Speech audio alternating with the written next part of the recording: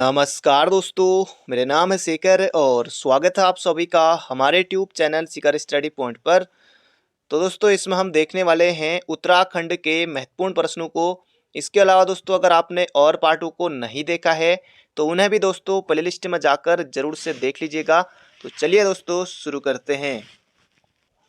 पहला प्रश्न है दोस्तों यहाँ पर हमारा निशानेबाजी में अभिनव बिंद्रा को 2009 में किस पुरस्कार से सम्मानित किया गया।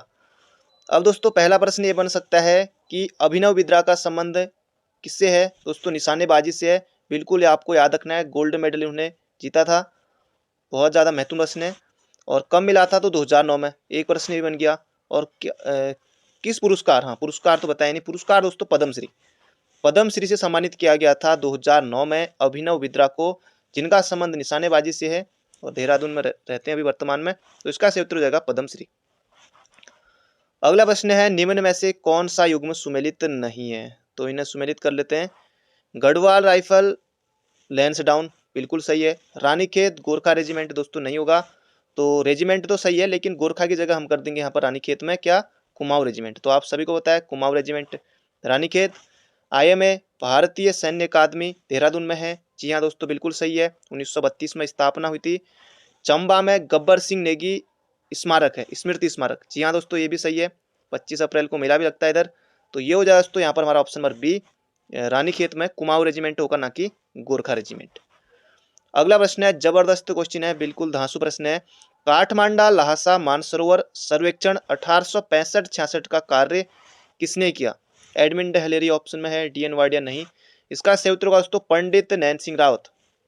पंडित नैन सिंह रावत इसका सही उत्तर होगा। काठमांडू लहासा मान सरोवर सर्वेक्षण 1865-66 का कार्य किया था नैन सिंह रावत ने। अभी दोस्तों जब मोदी जी हाल ही में अल्मोड़ा आए थे तो उन्होंने भी कहा था कि ये नैन सिंह और किशन सिंह की भूमि है, कुछ इस तरह का कहा था, आपने बाकी सुना हो तो।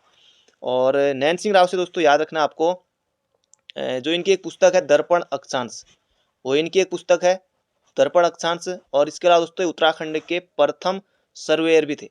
उत्तराखंड के प्रथम सर्वेयर कौन थे, तो पंडित नैन सिंह रावत। तो ऑप्शन नंबर बी। अगला प्रश्न है ऋषिकेश बद्रीनाथ मार्ग पर स्थित कोडियाला किस खेल से प्रसिद्ध है, किस खेल हेतु प्रसिद्ध है। ये हो जाए दोस्तों स्कीइंग नहीं, ओली नहीं है ये हो जाए दोस्तों रिवर राफ्टिंग। रिवर राफ्टिंग के लिए प्रसिद्ध है कोडियाला, तो ये आपको बिल्कुल याद रखना है। टिहरी में ये हो जाएगा रिवर राफ्टिंग। अगला प्रश्न है यहाँ पर हमारा, ब्रिटिश कुमाऊं एवं ब्रिटिश गढ़वाल से कौन पहला और एकमात्र व्यक्ति था जो संयुक्त प्रांत आगरा एवं अवध की लेजिस्लेटिव असेंबली का सदस्य था। Taradatt Garhwala, Victor Mohan Joshi, barrister Mukundlal, Govind Vallabh Pant. जी हाँ दोस्तों गोविंद वल्लभ पंत इसका बिल्कुल सही उत्तर होगा, क्योंकि उत्तर प्रदेश के प्रथम मुख्यमंत्री दोस्तों गोविंद वल्लभ पंत, यानी कि उस समय उत्तराखंड आप सभी को बताया कि क्या थी पूरी कहानी। तो ये हो जाएगा गोविंद वल्लभ पंत इसका बिल्कुल सही उत्तर है। जबरदस्त क्वेश्चन है, वैसे भी आप ऑप्शन हटाकर उत्तर टिक कर सकते हैं। संयुक्त प्रांत दोस्तों उत्तर प्रदेश का ही पहले तक नाम हुआ करता था। उत्तर प्रदेश संयुक्त प्रांत आगरा एवं अवध का लेजिस्लेटिव असेंबली का सदस्य दोस्तों गोविंद वल्लभ पंत इसका सही उत्तर होगा। अगला है निम्न में से रेमन मैग्सेसे पुरस्कार से संबंधित व्यक्ति हैं। परीक्षावाणी बुक या फिर अन्य बुकों में जहां भी आप पढ़ेंगे तो चंडी प्रसाद भट्ट और दीप जोशी, तो इन दो ही को दोस्तों रेमन मैग्सेसे पुरस्कार मिला है। चंडी प्रसाद भट्ट को 1982 में, दीप जोशी को 2009 में। तो ये हो जाएगा ऑप्शन नंबर सी हमारा बिल्कुल सही उत्तर है।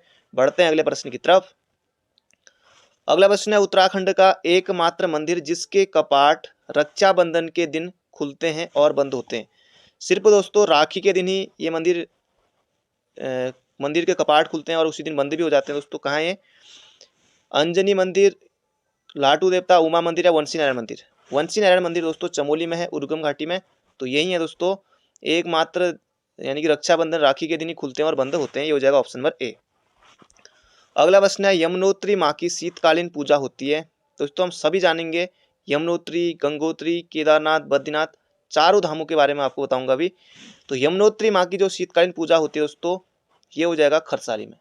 तो याद रखिएगा माँ यमुना की जो डोली होती है वो खरसाली में ले जाते हैं, यहाँ पूजा होती है। और गंगोत्री का दोस्तों कहाँ होती है, गंगोत्री माँ गंगा की दोस्तों पूजा कहाँ होती है, तो ये हो जाएगा यहाँ पर हमारा मुखवा में होता है। तो ये आपको बिल्कुल याद रखना है। मुखवा का दोस्तों जो मंदिर है, मुखवा यहाँ वो है मुखवा में दोस्तों मार्कंडे मंदिर, यहाँ होती है।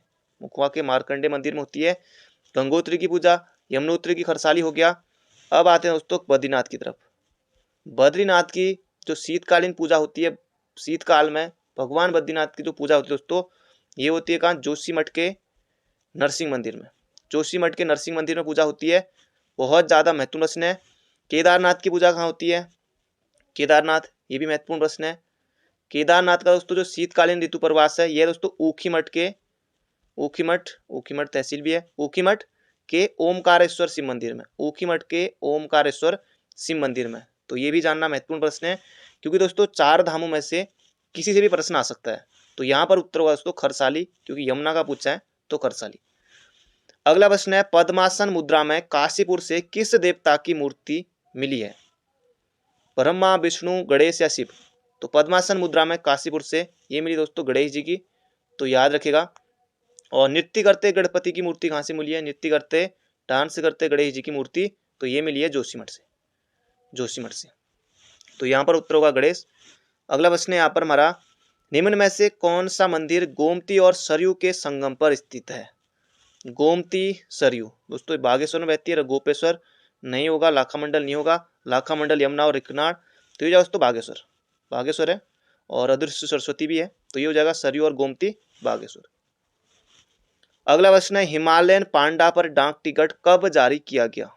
ये आपको बताना है यहाँ पर, हिमालयन पांडा पर डाक टिकट कब जारी किया गया? 1963 भी है ऑप्शन में, अक्टूबर भी है, सभी में है। अब डेट आपको बतानी है, तो इसका से उत्तर हो जाए तो कब? 7 अक्टूबर 1963 को हिमालयन पांडा पर डाक टिकट जारी किया गया।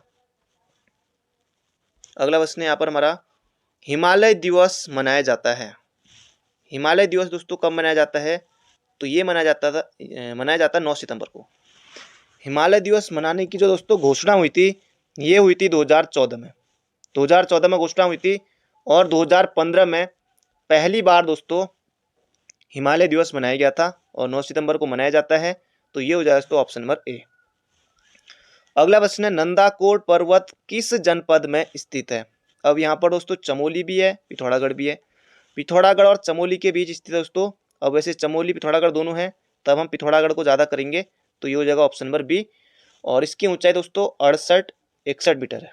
68-61 मीटर है नंदाकोट पर्वत की ऊंचाई, और पिथौरागढ़ और चमोली के बीच है। अब दोनों ऑप्शन है तो पिथौरागढ़ को ज़्यादा करेंगे, क्योंकि यहाँ ज़्यादा है, तो ये हो जाएगा पिथौरागढ़। अगला प्रश्न है, स्कंद पुराण में किस नदी को श्यामा नदी कहा गया है? स्कंद पुराण में श्यामा किस नदी को कहा गया दोस्तों? ये हो जाएगा काली को। स्कंद पुराण में श्यामा किस नदी को कहा गया है? काली को। तो ये आपको बिल्कुल याद रखना है। स्कंद पुराण में दोस्तों जैसे कुमाऊं के लिए मानस खंड, गढ़वाल के लिए केदार खंड शब्द प्रयुक्त किया गया। अगला प्रश्न है, धौली गंगा व ऋषि गंगा के संगम पर स्थित है।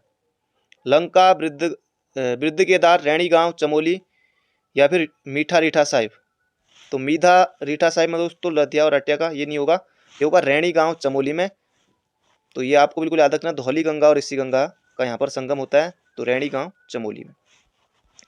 अगला प्रश्न है, जनजाति से यहाँ पर प्रश्न है, चरई किस जनजाति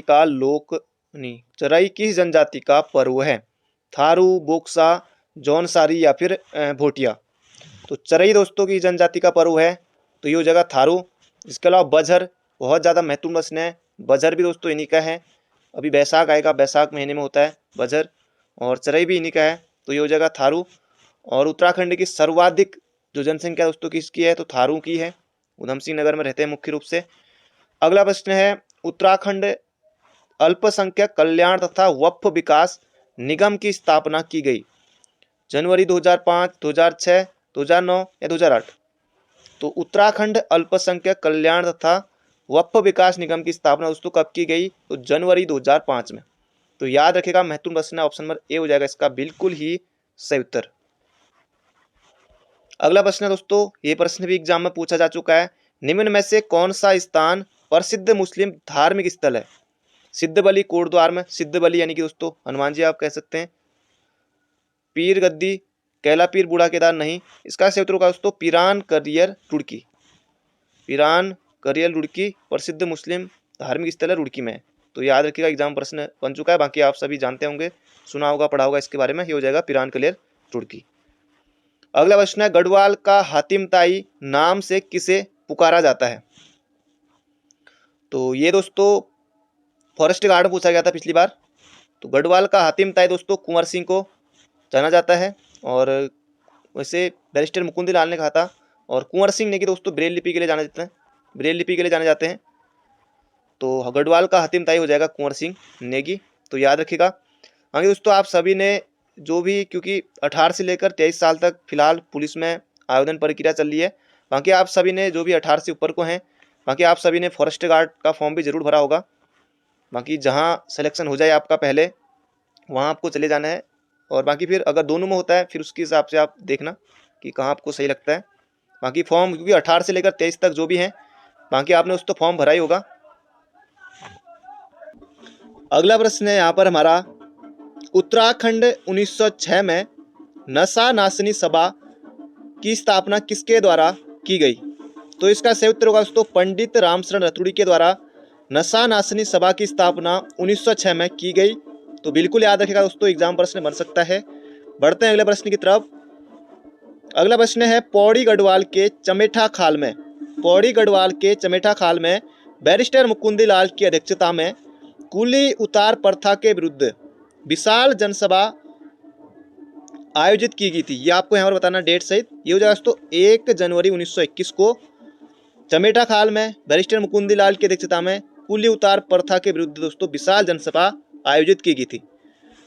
अगला प्रश्न है, बीच बचाओ आंदोलन के प्रवर्तक के रूप में किसको जाना जाता है? तो ये जाना जाता है दोस्तों विजय जड़धारी को। बीच बचाओ आंदोलन दोस्तों 1987 में शुरू हुआ था, और विजय जड़धारी को जाना जाता है, तो ये हो जाएगा विजय जड़धारी को। अगला प्रश्न है, प्रथम अशोक चक्र प्राप्तकर्ता कौन है? मेजर सोमनाथ शर्मा दोस्तों परमवीर चक्र से सम्मानित किया गया इनको। और प्रथम अशोक चक्र प्राप्तकर्ता दोस्तों ये हैं भवानी दत्त जोशी। उत्तराखंड के प्रथम अशोक चक्र किसे दिया गया? तो भवानी दत्त जोशी को दोस्तों दिया गया। अगला प्रश्न है, स्लोगन नारा हिमालय बचाओ देश बचाओ किससे संबंधित है? दोस्तों ये है सुंदरलाल बहुगुणा ने। सुंदरलाल बहुगुणा, स्लोगन हिमालय बचाओ देश बचाओ। दोस्तों बहुत ज़्यादा महत्वपूर्ण प्रश्न है, पहले भी दोस्तों ये आयोग ने प्रश्न पूछा हुआ है। हिमालय बचाओ देश बचाओ नारा किसने दिया था? तो सुंदरलाल बहुगुणा का नाम आपको याद रखना है। अगला प्रश्न है, रुड़की में सैनिक छावनी की स्थापना कब हुई? अब दोस्तों जरूरी नहीं है रुड़की आए या कुछ भी आ सकता है, आपसे पूछ लिया कि अल्मोड़ा छावनी की स्थापना कब हुई थी, चक्राता छावनी की कब हुई थी। तो रुड़की छावनी की स्थापना दोस्तों 1853 में हुई थी। चक्राता छावनी की स्थापना कब हुई थी? चक्राता छावनी दोस्तों 1866 में इसकी स्थापना हुई थी। और ये भी आपको याद रखना है। अल्मोड़ा छावनी दोस्तों 1815 में, और देहरादून छावनी 1814 में। तो इसका सही उत्तर हो जाएगा 1853 में। अगला प्रश्न है, अधिसूचित जिला अधिनियम शेड्यूल्ड डिस्ट्रिक्ट एक्ट द्वारा बेगार को कानूनी मान्यता कब मिली? तो ये मिली दोस्तों 1874 में।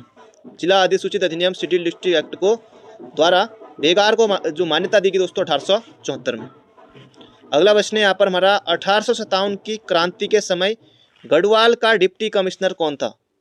अब दोस्तों रैमजे यहाँ पर आपको नहीं करना है, तो इसका सही उत्तर होगा दोस्तों डिप्टी कमिश्नर पूछा है यहाँ पर, देखिए ब्रैकेट होगा इसका सही उत्तर। 1857 की क्रांति के समय कुमाऊं कमिश्नर कौन थे? तब यहाँ पर दोस्तों आपका उत्तर होगा सर हेनरी रैमजे। यहाँ पर पूछा है 1857 की क्रांति के समय गढ़वाल का डिप्टी कमिश्नर कौन था? तो ये हो जाए दोस्तों ब्रैकेट। अगला प्रश्न है, कालू मेहरा को 1857 की क्रांति में भाग लेने के लिए किसने प्रेरित किया? आनंद सिंह, बिशन सिंह, खान बहादुर खां या फिर वाजिद अली शाह? तो इसका सही उत्तर होगा दोस्तों वाजिद अली शाह। तो याद रखिएगा, वाजिद अली शाह ने पत्र लिखकर कालू मेहरा को 1857 की क्रांति के लिए प्रेरित किया था। ये हो जाएगा वाजिद अली शाह, अवध के नवाब वाजिद अली शाह। तो बढ़ते हैं दोस्तों अगले प्रश्न की तरफ। बाकी कालू मेहरा का जन्म 1831 में हुआ था, क्रांतिवीर नामक गुप्त संगठन बनाया था, तो ये भी आपको याद रखना है। अगला प्रश्न है यहाँ पर हमारा, 1919 में भारतीय कांग्रेस के अमृतसर अधिवेशन में उत्तराखंड का नेतृत्व किसने किया था? बैरिस्टर मुकुंदी लाल और अनुसुईया प्रसाद बहुगुणा और भी थे। तो अमृतसर अधिवेशन में दोस्तों ने भाग लिया था। तो इसका सही उत्तर हो जाएगा बैरिस्टर मुकुंदी लाल ने 1919 में अखिल भारतीय कांग्रेस के अमृतसर अधिवेशन में उत्तराखंड का नेतृत्व किया था। तो बढ़ते हैं दोस्तों अगले प्रश्न की तरफ। अगला प्रश्न दोस्तों बहुत ज़्यादा महत्वपूर्ण प्रश्न है, ये भी सभी प्रश्न महत्वपूर्ण है। टिहरी गढ़वाल में आधुनिक किसान आंदोलन का जन्मदाता किसे कहा जाता है? गोपाल सिंह राणा, भगवान सिंह बिष्ट, भरोसा राम या इनमें से कोई नहीं। तो दोस्तों गोपाल सिंह राणा को टिहरी गढ़वाल में आधुनिक किसान आंदोलन का जन्मदाता माना जाता है। अगला प्रश्न है, किसने अपनी पुस्तक गढ़वाल की दिवंगत विभूतियों में गढ़वाल नरेशों को परमारवंशी माना है? तो ये हो जाएगा दोस्तों, अगर आपको याद हो कि जो पुस्तक है गढ़वाल की दिवंगत विभूतियाँ किसकी हैं दोस्तों, ये है भक्त दर्शन की। तो याद रखिएगा भक्त दर्शन का है, भक्त दर्शन नहीं माना है, तो ये हो जाएगा ऑप्शन नंबर ए। दोस्तों ज़्यादा प्रश्न नहीं है, थोड़े प्रश्न और बचे हैं, और अभी तक आपने वीडियो को लाइक नहीं किया है तो एक लाइक आपको जरूर से करना है। अगला प्रश्न है, चंद शासकों के युद्ध के समय लिया जाने वाला कर था? युद्ध के समय दोस्तों ये था मांगा कर, कनक जो था स्वर्णधूल के रूप में, साहूकर लेखक को, टीका भेंट ये होती थी राजा के राजकुमार के लिए, तो ये जगह मांगा कर। अगला प्रश्न है, चंद वंश का अंतिम शासक कौन था? महेंद्र चंद, भीष्मचंद, कल्याण चंद या ज्ञानचंद? तो चंद वंश में दोस्तों कुल 62 राजा हुए, पंवार वंश में 60 राजा हुए, और अंतिम जो चंद शासक था दोस्तों ये कौन था? महेंद्र चंद। तो ये जगह ऑप्शन नंबर ए। बाकी चंद वंश का संस्थापक ये भी बन सकता है 1 नंबर के लिए, ये हो जाएगा दोस्तों सोमचंद। दोस्तों ये थे आज के हमारे महत्वपूर्ण प्रश्न, तो बाकी मिलते हैं बहुत जल्दी एक नई वीडियो में। तो thank you friend, thank you so much. बाकी तैयारी करते रहिए, एग्जाम बहुत जल्दी दोस्तों, मतलब मान सकते हैं कि चुनाव के रिजल्ट के बाद दोस्तों आप मान सकते हैं कि मार्च में लास्ट तक आपको पता लग जाएगा कि फिजिकल कब तक होना है, पेपर कब तक होना है, तो ये सब दोस्तों पता लग जाएगा। बाकी आप तैयारी करते रहिए।